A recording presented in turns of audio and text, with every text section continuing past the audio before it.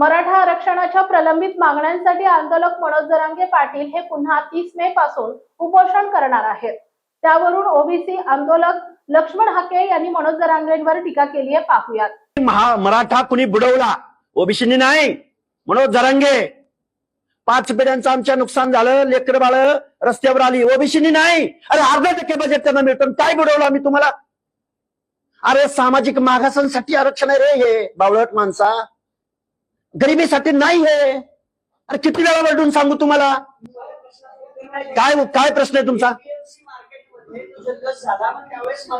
फसवलं, 100% फसवलंय।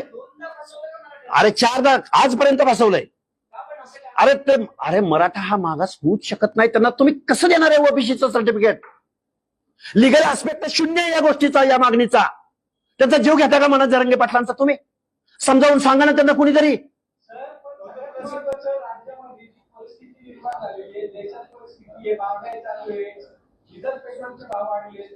हे बघा, आलं लक्षात माझ्या, आलं एक मिनिट। हे बघा, मी माझ्या मुद्द्याच्या आणि प्रेसच्या बाहेर एक शब्दही जाणार नाही, कारण आम्ही सामाजिक आंदोलन, आरक्षणासंदर्भात आंदोलन करणारी माणसं आहोत। मनोज जरांगे पाटलांना असं वाटतंय की ओबीसीचं आरक्षण मिळाल्यानं आमचं कल्याण होणार आहे। मला असं वाटतंय, ऐका ना, एक कंटिन्यू करतो। हे बघा, ओबीसीच्या लोकांना असं वाटतंय की मनोज जरांगेच्या मागणी मान्य झाली तर ओबीसी संपणार आहे। आपण हे आरक्षणाचं 2 मिनिटं बाजूला ठेवू।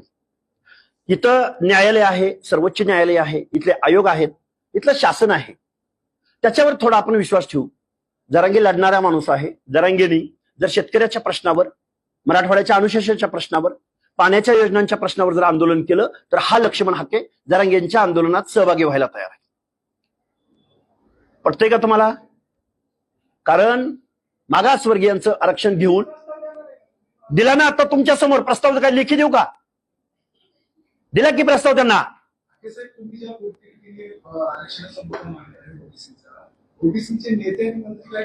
त्यांना राजकारण करू द्या ना बिचाऱ्यांना, संघर्ष करणार आहे आम्ही। भेटतो ना आता। काल 6 कॅबिनेट मंत्री होते ओबीसीचे, भेटले ना, 11 मागण्या दिलेत त्यांना, येईल ना उत्तर। तुम्हाला राजकारण खुशाल तुम्ही राजकारण करा, आम्ही संघर्ष करत आहोत, आम्ही लढत आहोत, आम्ही भिडत